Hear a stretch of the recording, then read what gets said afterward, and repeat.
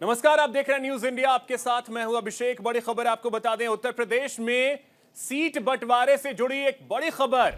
अखिलेश यादव का एक बड़ा बयान सामने आया। कांग्रेस और सपा में गठबंधन तय। सीट शेयरिंग पर कांग्रेस और समाजवादी पार्टी के बीच बात बन गई है। आगामी लोकसभा चुनाव को लेकर सपा और कांग्रेस एक साथ मैदान में होंगे। समाजवादी पार्टी के अध्यक्ष अखिलेश यादव ने सीट शेयरिंग को लेकर कांग्रेस और उनके बीच हुई सहमति की बात बताई। अब से कुछ देर बाद प्रेस कॉन्फ्रेंस होनी है। संयुक्त प्रेस कॉन्फ्रेंस में ऐलान होगा औपचारिक तौर पर। तो फिलहाल जो जानकारी है, अखिलेश यादव ने यह क्लियर कर दिया है कि यूपी में गठबंधन कांग्रेस से होगा।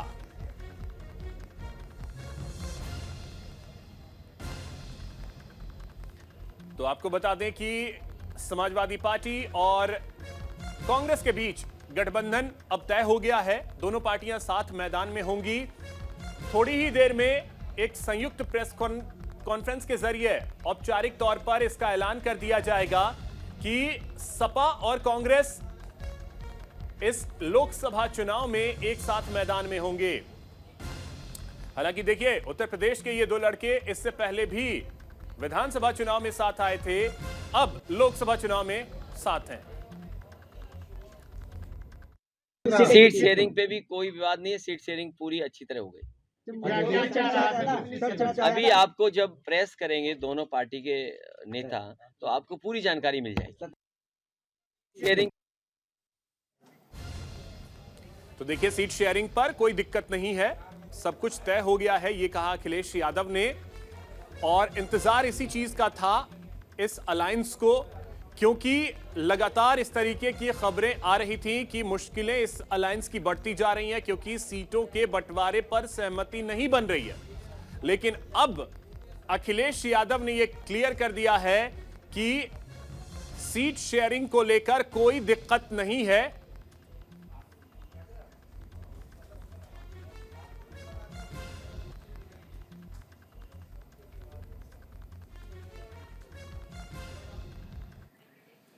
तो चलिए ग्राफिक्स के जरिए भी आपको बताते हैं कि कौन कौन सी सीटें कांग्रेस को मिल सकती हैं। अमेठी, रायबरेली, प्रयागराज, वाराणसी, ये सीटें हैं जो कांग्रेस के खाते में जाती हुई दिख रही हैं। महाराजगंज, देवरिया, बांसगांव, सीतापुर, ये सीटें हैं जिस पर सहमति बनी है। अमरोहा, बुलंदशहर, गाजियाबाद, कानपुर, ये सीटें जो हैं वो कांग्रेस के खाते में जाएंगी। झांसी, बाराबंकी, फतेहपुर सीकरी, सहारनपुर और मथुरा, ये ऐसी सीटें हैं जो कांग्रेस के खाते में जाएंगी। जिसके बाद अखिलेश यादव ने कहा कि अंत भला तो सब भला। आखिरकार उत्तर प्रदेश के ये दो लड़के एक साथ आ गए। इस बार के लोकसभा चुनाव में दोनों ही पार्टियां साथ होंगी। सपा और कांग्रेस के बीच सीटों के बंटवारे की स्थिति जो है वो अब क्लियर सी लग रही है। उत्तर प्रदेश में समाजवादी पार्टी कांग्रेस को कुल 17 सीटें देंगी। ये कौन कौन सी सीटें हैं वो भी आपको बता रहे हैं। अमेठी, रायबरेली, प्रयागराज, वाराणसी, ये सीटें कांग्रेस को दी जाएंगी। इसके अलावा महाराजगंज, देवरिया, बांसगांव, सीतापुर, ये ऐसी सीटें हैं जो कांग्रेस के खाते में जाएंगी। अमरोहा, बुलंदशहर, गाजियाबाद, कानपुर, ये सीटें भी कांग्रेस को दी जाएंगी। झांसी, बाराबंकी, फतेहपुर सीकरी, सहारनपुर और मथुरा, ये ऐसी सीटें हैं जो कांग्रेस को समाजवादी पार्टी देने के लिए राजी हुई है। ये बहुत बड़ी जानकारी है। हालांकि बस थोड़ी ही देर का इंतजार और उसके बाद प्रेस कॉन्फ्रेंस में सारी चीजें इस गठबंधन को लेकर क्लियर कर दी जाएंगी।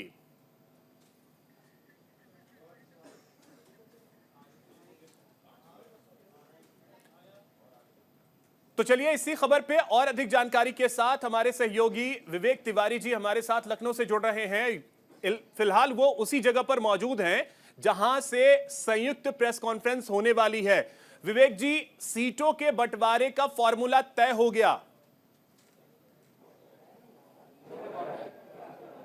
जी हाँ, आप चूंकि संयुक्त प्रेस कॉन्फ्रेंस होने जा रही है, इसका मतलब यही है कि सारे इश्यूज रिजॉल्व कर लेंगे। तो पीछे आप देख सकते हैं संयुक्त प्रेस वार्ता और इंतजार किया जा रहा है अविनाश पांडे का, नरेश उत्तम पटेल का, अजय राय का और चौथे राजेंद्र चौधरी। तो दो समाजवादी पार्टी के चेहरे यहाँ पर दिखेंगे और दो कांग्रेस पार्टी के। वो लोग, इन लोगों की प्रेस कॉन्फ्रेंस है जो थोड़ी देर में शुरू होगी। यहाँ तैयारी पूरी हो चुकी है और इस तैयारी का संदेश ये है कि जो सीटों को लेकर के इशू था वो रिजॉल्व कर लिया गया है। जो खबर अभी यहाँ मिल रही है वो है कि 17 से लेकर 19 सीटें के बीच में कहीं पर ये समझौता हुआ है। एक सीट को लेकर के अभी असमंजस की स्थिति है, वो सीट श्रावस्ती है। कांग्रेस पार्टी श्रावस्ती की सीट की डिमांड कर रही है, लेकिन अभी तक सपा की तरफ से हाँ नहीं किया गया है। तो अभी अब अंतिम समय में जब ये प्रेस कॉन्फ्रेंस होगी, देखते हैं तब तक क्या बात बनती है नहीं बनती है।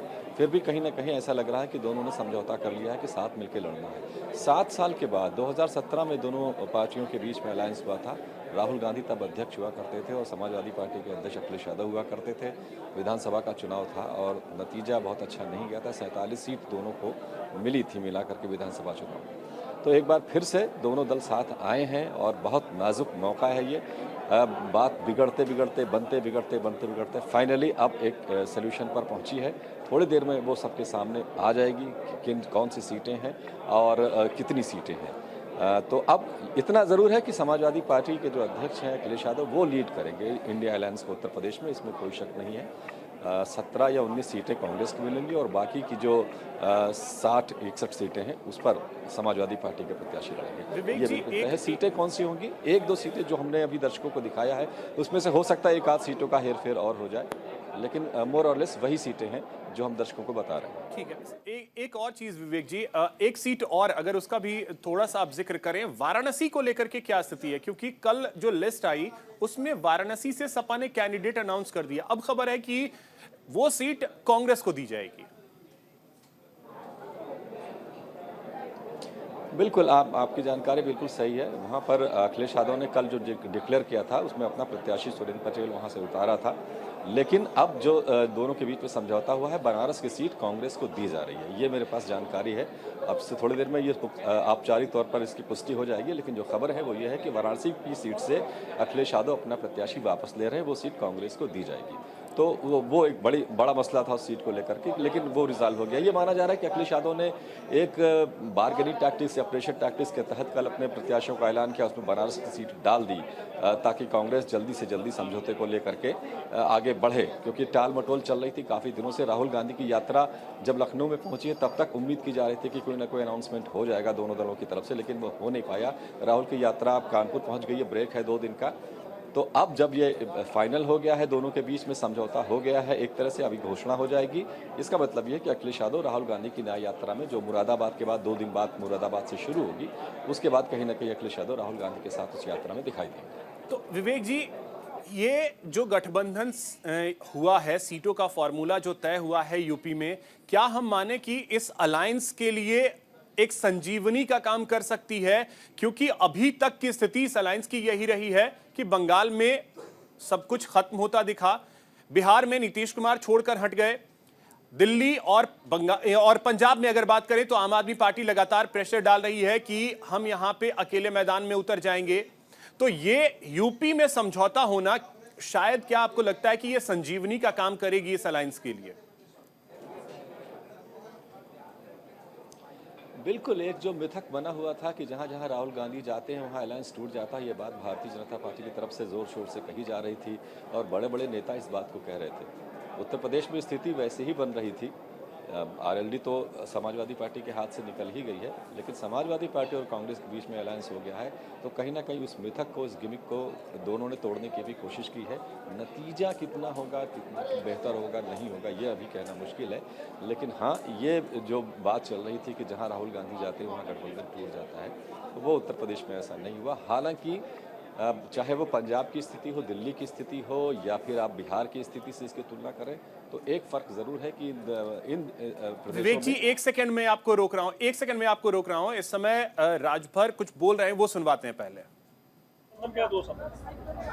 देखिए, इंडिया जो गठबंधन बना था, तो उस गठबंधन से तमाम साथी 2 लाइन कह के चले गए कि दिल के टुकड़े टुकड़े करके मुस्कुरा के चल दिए, अखिलेश जी जिएंगे तो किसके लिए। चुटिला अंदाज है राजभर साहब का, हम सभी जानते हैं। बहरहाल विवेक जी, अब बात पूरी कीजिए। हाँ, मैं ये कह रहा था कि आम आदमी पार्टी की जो पंजाब और दिल्ली में कांग्रेस के साथ अलायंस की बात है, वहाँ पर वो आम आदमी पार्टी सत्ता में है, वो वहाँ रूल कर रही है। इसी तरह नीतीश कुमार भी मुख्यमंत्री हैं, वो भी रूल कर रहे हैं। यहाँ पर अखिलेश यादव भी विपक्ष में है, कांग्रेस पार्टी भी विपक्ष में है, तो यहाँ पर वो स्थितियाँ नहीं है जो दिल्ली, पंजाब में या बिहार में आप कह सकते हैं। हाँ, गठबंधन टूटा ज़रूर है। अभी तो आम आदमी पार्टी से हो सकता है 1-2 राउंड की बातचीत वहाँ और उन्हीं जो खबरें हैं यहाँ पर, लेकिन हाँ, उत्तर प्रदेश में इस बीजेपी के मिथक को दोनों ने मिलकर तोड़ा है कि जहाँ राहुल गांधी जाते हैं वहाँ अलायंस टूट जाता है। लेकिन इस अलायंस से आपको पैन इंडिया कितना फ़ायदा होगा, उसको आप कैसे कैश करते हैं, जो दल आपसे छिटक के चले गए हैं या छिटकने की स्थिति में है उनको कैसे आप जोड़ सकते हैं, ये राहुल गांधी और कांग्रेस पार्टी के ऊपर डिपेंड करता है कि वो इस चीज़ को किस तरह से आगे ले जाते हैं। क्योंकि चुनाव में वक्त बहुत कम है और ये माना जा रहा है 10 मार्च के आसपास आचार संहिता लग जाएगी, उससे पहले कांग्रेस को ये सारी चीज़ों को एक्सप्लोर करके फाइनलाइज कर लेना है। बिल्कुल। अब इसमें एक दो चीजें और यूपी के संदर्भ में मैं आपसे समझना चाहूंगा कि सपा से स्वामी प्रसाद मौर्य अलग हुए, उन्होंने अपनी पार्टी बनाने का ऐलान किया है। हो सकता है कल वो दिल्ली में पार्टी अनाउंस कर दें, सारी चीजें वो अनाउंस करें। इसी आपने खुद उनसे बात की थी, उनका ये कहना था हो सकता है हम INDIA अलायंस का हिस्सा बने। क्या स्वामी प्रसाद मौर्य आ सकते हैं इस अलायंस में, और अगर वो आते हैं तो फिर सीटों के बंटवारे को फिर से रिवाइज करना पड़ेगा? उनका आना क्या पॉसिबल है, और आते हैं तो उसका क्या कोई फायदा इस अलायंस को मिल पाएगा? उनका आना लगभग तय है। जो मेरी बात उनसे हुई है ऑफ रिकॉर्ड ऑन रिकॉर्ड दोनों में, वो यही कह रहे हैं कि वो इंडिया अलायंस के साथ है और इंडिया अलायंस इस वक्त देश की ज़रूरत है। और NDA के बारे में उन्होंने बहुत भी अपने जो भी आरोप लगाए थे वो लगाए और रास्ता इन्होंने बिल्कुल क्लियर कर दिया है। हाँ, अब सवाल ये है कि अखिलेश यादव भी इंडिया अलायंस में है, आज सीटों का समझौता कांग्रेस की पार्टी के साथ डिक्लेयर किया जा रहा है, तो ऐसे में समाजवादी स्वामी प्रसाद मौर्य का रोल क्या होगा? तो हो सकता है कि उनको एक आध सीट इस अलायंस में मिल जाए, वो कांग्रेस अपने कोटे से या वो जो सीट चाह रहे होंगे वो किसी और के पास होगी तो वो मैनेज की जा सकती है। एक लोकसभा सीट से ज़्यादा की वो भी अपेक्षा नहीं करेंगे।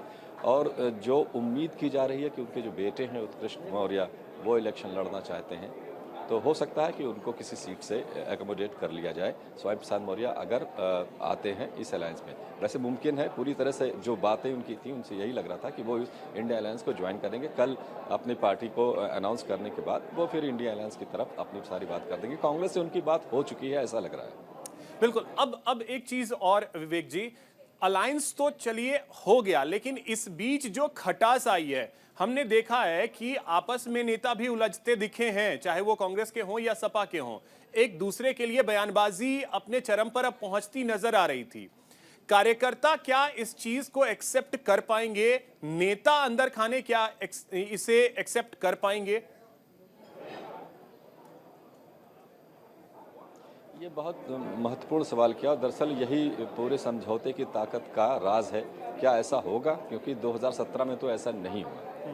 दोनों दल के लीडर्स ने भले गठबंधन कर लिया था, लेकिन ज़मीन पर कार्यकर्ता एक दूसरे के साथ खड़े नहीं हुए, ना वो मिले और ना उसका कोई रिजल्ट आया। तो वो स्थिति तो है, इसमें कोई शक नहीं है कि और जो लोकल लीडरशिप है कांग्रेस पार्टी की, ये जो इतने दिन ये खींचा है ये पूरा अलायंस दोनों के बीच का समझौता, वो इसी वजह से खींचा है क्योंकि अभी भी लोकल जो लीडरशिप कांग्रेस पार्टी की है वो समाजवादी पार्टी से समझौते के बिल्कुल खिलाफ थी और वो 22, 25, 30 सीटें मांग रही थी। तो जो सीटें को लेकर के उलझाव था वो इसी वजह से था कि यहाँ की जो स्थानीय नेतृत्व है कांग्रेस पार्टी का, वो दबाव बनाए हुए था अपने केंद्रीय नेतृत्व पर कि भाई इस तरह से समझौता नहीं होगा। तो उनके मन में खटास है और वो कैसे दूर होगी वो तो कांग्रेस की लीडरशिप को देखना है। लेकिन 2017 का जो नतीजा हमारे सामने है वो ये है कि कांग्रेस और सपा के बड़े नेता तो मिल गए थे, लेकिन ज़मीन पर वो मिंगल नहीं हुए एक दूसरे से और ना ही उसका कोई अच्छा रिजल्ट आया। तो ये एक बहुत बड़ी चुनौती है वाकई में। ये कैसे होगा पता नहीं, लेकिन ये समाजवादी पार्टी को और जो कांग्रेस की टॉप लीडरशिप है, इन दोनों को बैठ कर सोचना पड़ेगा कि इसको हम एक कैसे करें ज़मीन के ऊपर। नहीं विवेक जी, एक समय वो था जैसे 2017 में दोनों पार्टियां साथ आई तो नेचुरल बातचीत हुई और सामने आकर के सब कुछ बंटवारा हो गया, सब कुछ तय हो गया। उस टाइम में सब कुछ स्मूथली हुआ था। इस बार हमने देखा है कि जो बैठकों का दौर शुरू हुआ, पटना से जो शुरू हुआ था, दिल्ली आते आते ये अलायंस ही बिखरता चला गया। एक एक करके जो साथी हैं वो दूर होते चले गए और उसके बाद एक एक राज्यवार चीजें जब आई तो मध्य प्रदेश इलेक्शन से पहले आपको याद होगा कि अखिलेश यादव ने कैसे कहा था कि आइए जरा यूपी में भी फिर हम सीटों के बंटवारे पे देखते हैं। तो वो बयान तो सीनियर लीडर भी देते रहे हैं। अब अचानक से ठीक है, चलिए आपको अपना अस्तित्व भी मैटर करता है, उसे बचाने के लिए अगर अलायंस की जरूरत है, आपने अलायंस तो कर लिया साथ बैठ करके सीनियर लीडर्स ने, लेकिन जो इस बीच खींचतान रही है, चाहे क्योंकि हमने टीवी डिबेट में भी कई बार देखा है कि आपस में प्रवक्ता एक दूसरे को कट करते नजर आए, अब कैसे उस चीज को फिर संभाल पाएंगे, ये बीच में जो कुछ गैप आए? अब देखिए अखिलेश जी बिल्कुल बिल्कुल, वो बात अब अखिलेश यादव की तरफ से तो ख़त्म हो गई। आज उन्होंने जो बयान दिया है मीडिया को, उसमें उन्होंने कहा कि अंत भला तो सब भला, तो मेरे ख्याल से उनकी तरफ से तो ये एंड हो गया है। कांग्रेस पार्टी की जो टॉप लीडरशिप है, चाहे वो राहुल गांधी हो या प्रियंका गांधी हो या मुकुल वासनिक हो या अविनाश पांडे हो, इनकी तरफ से समाजवादी पार्टी को लेकर कोई खरी खोटी बात या कड़ी बात कही नहीं गई। जो कुछ कहा गया वो यहाँ के जो प्रदेश अध्यक्ष हैं अजय राय, उनकी तरफ से, और उनके व्यक्तिगत नाराजगी समाजवादी पार्टी की सरकार से और अखिलेश यादव से है, क्योंकि जब अखिलेश यादव चीफ मिनिस्टर थे और उस वक्त अजय राय को उन्होंने गिरफ्तार करवाया था, बहुत कुछ हुआ था, उसमें जेल भेजना पड़ा था अजय राय को, तो वो उनके अंदर अखिलेश यादव को लेकर एक खटास है। तो अजय राय को छोड़ करके कांग्रेस के किसी नेता ने अखिलेश यादव को लेकर के कोई ऐसे, लेकिन विवेक जी, प्रदेश अध्यक्ष ही जब विरोध में हो तो फिर चुनौतियां तो काफी ज्यादा पार्टी की बढ़ेंगी। शुक्रिया विवेक जी, विस्तार से आपने तमाम चीजें बताई, बहुत शुक्रिया आपका तमाम जानकारी के लिए। इसी के साथ इस बुलेटिन में इतना ही।